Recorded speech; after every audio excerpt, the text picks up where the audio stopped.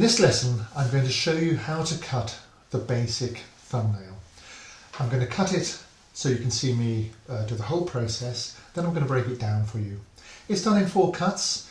It looks simple, but there are certain subtleties that will prevent you making mistakes. Cut 1, cut 2, cut 3, cut 4. 1, 2, 3, 4. Cut 1 is a stab cut. The tool comes into the wood in more vertical position. It's important to lean the tool out a little bit, like so, about 10 degrees. The reason is to give a bit of light here and to strengthen this little arc of wood. What you mustn't do is do the stab cut in this direction or lever. So if you undercut or lever, then this little piece will come out. So present the tool upright, tilt it back, and then either you can just push it down with this high angle grip like this using the shoulder, or you can take a mallet like so and tap it in if it's a hard wood. So present the tool, lean it out, push it in. Then from there you can set your sidelines for the next cuts. Make sure also that you've presented the tool to the wood so that the sweep echoes the cut at the other end, like so. This is what's going to happen. You don't put it in upside down like that. That just won't work. So you go along and you make all your stab cuts first. The second cut is made in the middle like so. It comes along to the end. So it takes the middle third out. You have a scooping effect here, and in order to facilitate that, you want to take off the heel of the tool so it's much more rounded here, and that way it'll scoop in here. Now the reason we're doing it in 3 cuts is because if I was to do this in 1 and come to the whole width there of the stab cut, then I'd almost certainly bury the corners and tear the wood.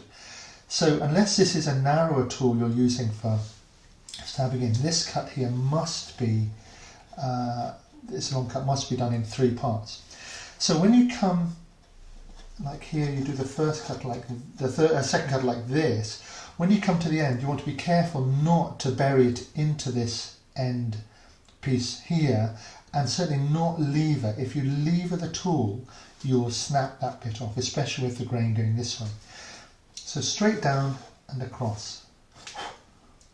Straight down, lower the handle quickly and across. When you come to the end, you can just rattle or rock the tool around like this in the sweep.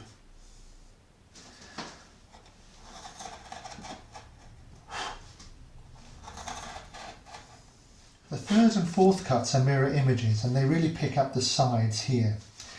So it doesn't matter which side you cut first, but the same sort of scooping cut, but this time come along one edge of the line that you've drawn. Then as you come to the end, what you have to do is you have to lift the tool and bring the corner round here into that corner of the arc there.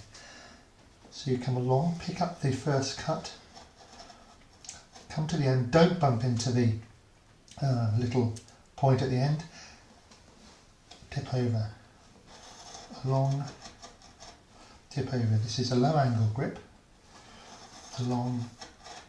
Now you can just rock it into the end and up you come, and then there's a fourth come along here.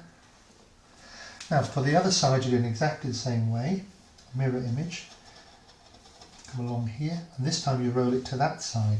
So the tool has to roll just into that corner there, and here, pick up the edge here, there,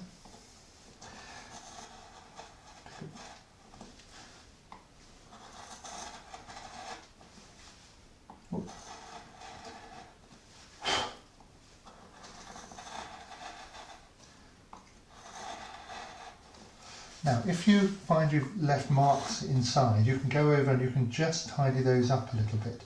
It's not too deep, this cut is only about 1/8 of an inch deep all over. And you will find slight lines from the merging in the middle, but that's okay, these are hand cut, but make sure everything is as even as possible. So there's the basic thumbnail decoration. It's got 4 cuts, a centre stab cut, a middle cut and 2 side cuts. That produces this nice little scoop trench. Practice that in some spare wood, and I'll show you in the next lessons how to use this in a variety of decorative ways.